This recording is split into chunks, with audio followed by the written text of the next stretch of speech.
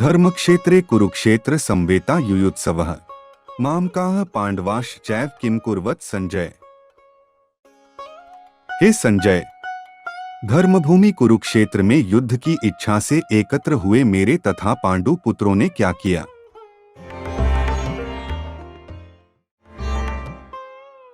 जय श्री कृष्ण।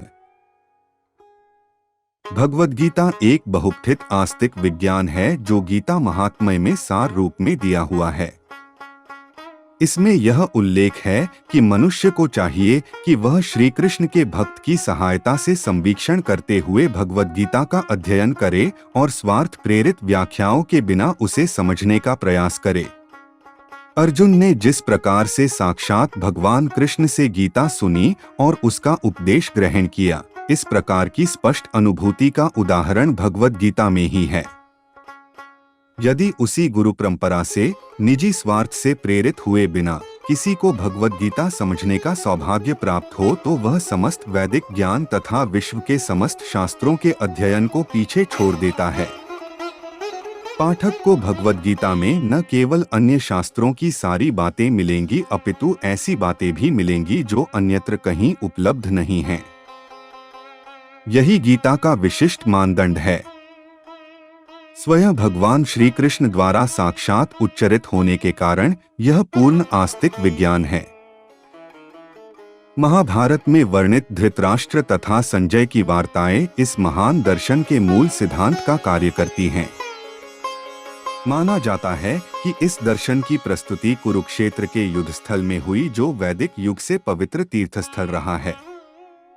इसका प्रवचन भगवान द्वारा मानव जाति के पथ प्रदर्शन हेतु तब किया गया जब वे इस लोक में स्वयं उपस्थित थे। धर्मक्षेत्र शब्द सार्थक है क्योंकि कुरुक्षेत्र के युद्धस्थल में अर्जुन के पक्ष में श्री भगवान स्वयं उपस्थित थे। कौरवों का पिता धृतराष्ट्र अपने पुत्रों की विजय की संभावना के विषय में अत्यधिक संदिग्ध था। अतः इसी संदेह के कारण उसने अपने सचिव से पूछा, उन्होंने क्या किया। वह आश्वस्त था कि उसके पुत्र तथा उसके छोटे भाई पांडु के पुत्र कुरुक्षेत्र की युद्ध भूमि में निर्णयात्मक संग्राम के लिए एकत्र हुए हैं। फिर भी उसकी जिज्ञासा सार्थक है। वह नहीं चाहता था कि भाइयों में कोई समझौता हो, अतः वह युद्ध भूमि में अपने पुत्रों की नीति के विषय में आश्वस्त होना चाह रहा था। चूंकि इस युद्ध को कुरुक्षेत्र में लड़ा जाना था, जिसका उल्लेख वेदों में स्वर्ग के निवासियों के लिए भी तीर्थस्थल के रूप में हुआ था है, अतः धृतराष्ट्र अत्यंत भयभीत था कि इस पवित्र स्थल का युद्ध के परिणाम पर न जाने कैसा प्रभाव पड़े। उसे भली भांति ज्ञात था कि इसका प्रभाव अर्जुन तथा पांडु के अन्य पुत्रों पर अत्यंत अनुकूल पड़ेगा क्योंकि स्वभाव से वे सभी पुण्यात्मा थे। संजय श्री व्यास का शिष्य था, अतः उनकी कृपा से संजय धृतराष्ट्र ने उससे युद्धस्थल की स्थिति के विषय में पूछा। पांडव तथा धृतराष्ट्र के पुत्र दोनों ही एक वंश से संबंधित है, किंतु यहाँ पर धृतराष्ट्र के वाक्य से उसके मनोबल प्रकट होते हैं। उसने जानबूझकर अपने को कुरु और पांडु के पुत्रों को वंश के उत्तराधिकार से विलग कर दिया। इस तरह पांडु के पुत्र अर्थात अपने भतीजों के साथ धृतराष्ट्र की विशिष्ट मन स्थिति समझी जा सकती है। जिस प्रकार धान के खेत में अवांछित पौधों को उखाड़ दिया जाता है, उसी प्रकार इस कथा के आरंभ से ही ऐसी आशा की जाती है कि जहां धर्म के पिता श्री कृष्ण उपस्थित हो वहां कुरुक्षेत्र रूपी खेत में दुर्योधन आदि धृतराष्ट्र के पुत्र रूपी अवांछित पौधों को समूल नष्ट करके युधिष्ठिर आदि नितांत धार्मिक पुरुषों की स्थापना की जाएगी। यहाँ धर्मक्षेत्र तथा कुरुक्षेत्र शब्दों की उनकी ऐतिहासिक तथा वैदिक महत्ता के अतिरिक्त यही सार्थकता है। और इसे के साथ हमने आज पहले अध्याय का पहला श्लोक का तात्पर्य देखा। अब हम कल दूसरे श्लोक का तात्पर्य देखेंगे। हरे कृष्ण कृष्ण कृष्ण हरे हरे, हरे राम राम राम हरे हरे। दृष्ट्वा तु पाण्डवानीकं व्यूढः दुर्योधनस्तदा आचार्यमुपंगम्य राजा वचन ब्रवीत। हे राजन, पांडुपुत्र द्वारा सेना की व्यूहरचना देखकर राजा दुर्योधन अपने गुरु के पास गया और उसने यह शब्द कहे।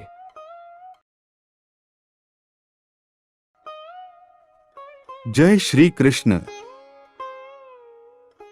धृतराष्ट्र जन्म से अंधा था। दुर्भाग्यवश वह आध्यात्मिक दृष्टि से भी वंचित था। वह भी जानता था कि उसी के समान उसके पुत्र भी धर्म के मामले में अंधे हैं और उसे विश्वास था कि वे पांडवों के साथ कभी भी समझौता नहीं कर पाएंगे, क्योंकि पांचों पांडव जन्म से ही पवित्र थे। फिर भी उसे तीर्थस्थल पर प्रभाव के विषय में संदेह था। इसीलिए संजय युद्धभूमि की स्थिति के विषय में उसके प्रश्न के मंतव्य को समझ गया। अतः वह निराश राजा को प्रोत्साहित करना चाह रहा था। उसने उसे विश्वास दिलाया कि उसके पुत्र पवित्र स्थान के प्रभाव में आकर किसी प्रकार का समझौता करने नहीं जा रहे हैं। उसने राजा को बताया कि उसका पुत्र दुर्योधन पांडवों की सेना को देखकर तुरंत अपने सेनापति द्रोणाचार्य को वास्तविक स्थिति से अवगत कराने गया। यद्यपि दुर्योधन को राजा कहकर संबोधित किया गया है, तो भी स्थिति की गंभीरता के कारण उसे सेनापति के पास जाना पड़ा। अतएव दुर्योधन को राजनीतिज्ञ बनने के लिए सर्वथा उपयुक्त था। किंतु जब उसने पांडवों की व्यूहरचना देखी तो उसका यह कूटनीतिक व्यवहार उसके भय को छिपा ना पाया। और इसी के साथ आज हमने पहले अध्याय का दूसरे श्लोक का तात्पर्य देखा। अब हम कल तीसरे श्लोक का तात्पर्य देखेंगे। हरे कृष्ण कृष्ण कृष्ण हरे हरे, हरे राम राम राम हरे हरे।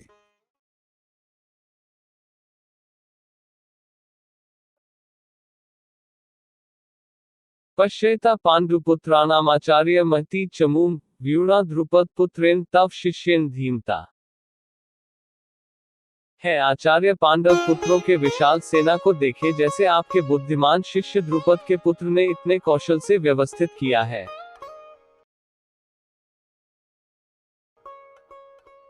जय श्री कृष्ण। परम राजनीतिज्ञ दुर्योधन महान ब्राह्मण सेनापति द्रोणाचार्य के दोषों को इंगित करना चाहता था। अर्जुन की पत्नी द्रौपदी के पिता राजा द्रुपद के साथ द्रोणाचार्य का कुछ राजनीतिक झगड़ा था। इस झगड़े के फलस्वरूप द्रुपद ने एक महान यज्ञ संपन्न किया, जिससे उसे एक ऐसा पुत्र प्राप्त होने का वरदान मिला जो द्रोणाचार्य का वध कर सके। द्रोणाचार्य इसे भली भांति जानता था, किंतु जब द्रुपद का पुत्र धृष्टद्युम्न युद्ध शिक्षा के लिए उसको सौंपा गया तो द्रोणाचार्य को उसे अपने सारे सैनिक रहस्य प्रदान करने में कोई झिझक नहीं हुई। अब धृष्टद्युम्न कुरुक्षेत्र की युद्धभूमि में पांडवों का पक्ष ले रहा था और उसने द्रोणाचार्य से जो कला सीखी थी उसी के आधार पर उसने यह व्यूहरचना की थी। दुर्योधन ने द्रोणाचार्य की इस दुर्बलता की ओर इंगित किया, जिससे वह युद्ध में सजग रहे और समझौता न करें।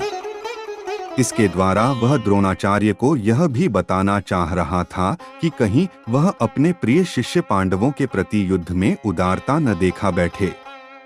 विशेष रूप से अर्जुन उसका अत्यंत प्रिय एवं तेजस्वी शिष्य था। दुर्योधन ने यह भी चेतावनी दी कि युद्ध में इस प्रकार की उदारता से हार हो सकती है। और इसी के साथ आज हमने पहले अध्याय का तीसरे श्लोक का तात्पर्य देखा। अब हम कल चौथे श्लोक का तात्पर्य देखेंगे।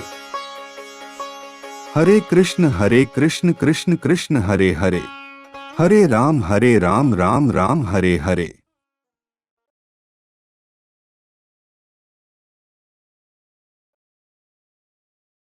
अत्र श्रोरा महेश्वासा भीमार्जुनस्मा युधि युयुधानो विराटशच द्रुपदशच महार्था।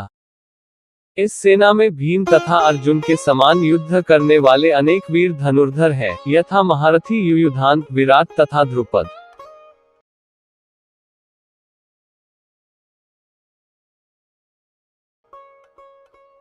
जय श्री कृष्ण। यद्यपि युद्धकला में द्रोणाचार्य की महान शक्ति के समक्ष धृष्टद्युम्न महत्वपूर्ण बाधक नहीं था, किंतु ऐसे अनेक योद्धा थे जिनसे भय था। दुर्योधन इन्हें विजयपथ में अत्यंत बाधक बताता है, क्योंकि इनमें से प्रत्येक योद्धा भीम तथा अर्जुन के समास दुर्जय था। उसे भीम तथा अर्जुन के बल का ज्ञान था, इसीलिए वह अन्यों की तुलना इन दोनों से करता है। और इसे के साथ आज हमने पहले अध्याय का चौथे श्लोक का तात्पर्य देखा। अब हम कल 5वें श्लोक का तात्पर्य देखेंगे। हरे कृष्ण कृष्ण कृष्ण हरे हरे, हरे राम राम राम हरे हरे।